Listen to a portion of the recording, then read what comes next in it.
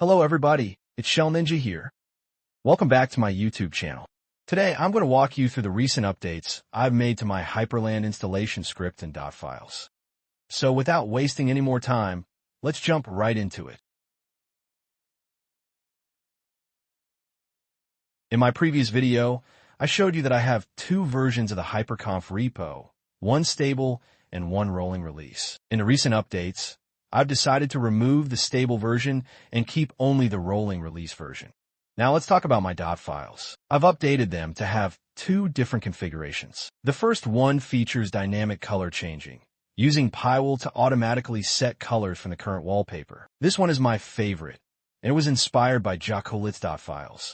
The second .file configuration doesn't change colors dynamically. Instead, it comes with pre-configured themes, color palettes, GDK themes, and icons. This setup was inspired by the hide configuration. However, both the structure of the files and the scripts are designed to be easy to understand, and I'll show this configuration later in the video.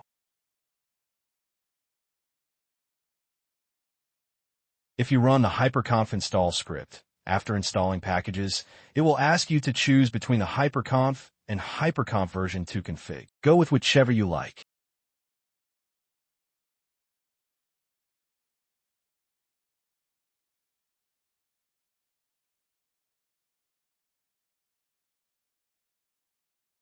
I've added a wiki to my Hyprconf repository. In it, I try to cover everything you need to know to easily understand how things work and how you can configure them yourself. Feel free to explore it.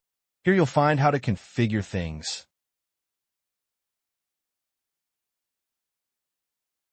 how the file structure is arranged, and the installation process.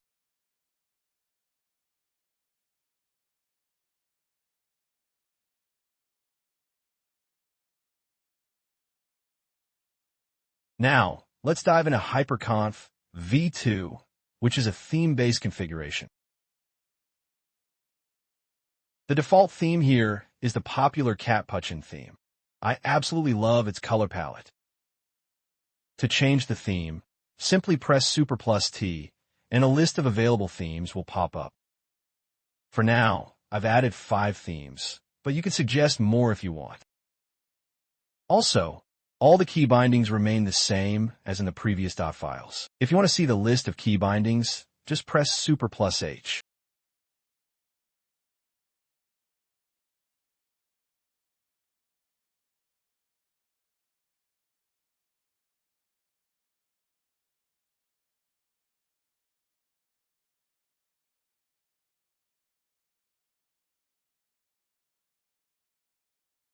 In the next update, I'm planning to add a script that will allow you to easily delete the configuration.